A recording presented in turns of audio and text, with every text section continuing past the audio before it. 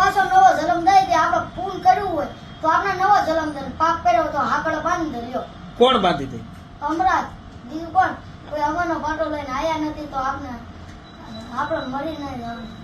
એ વાત લટકતા હોય ને એ વિયા જાય. આપણે વાત કરવી એમાંથી ને વી જાય.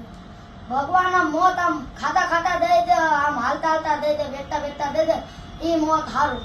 બાકી આ કચરાની મોત દે ની ની હા કે જે જો બધી વાત તમે કોઈ હું નો કરી કી કરે જો આ જ્ઞાની ખરેખર સાચી વાત છે બધી. હમણાં તો ખરા કે જેના નસીબ હોય જેનું કિસ્મત હોય ને એનો જ ગિરનાર ઉપર મોત આવે, નકર નો આવે. મોત કેવું સારું કહેવાય, જ્યાં ગિરનાર ઉપર મોત મળે ને એ જ સારું કહેવાય. જેના ભાગમાં હોય ને એને જ મળે, બાકી નો મળે. તો ગિરનાર જવું જોઈએ ને મારે?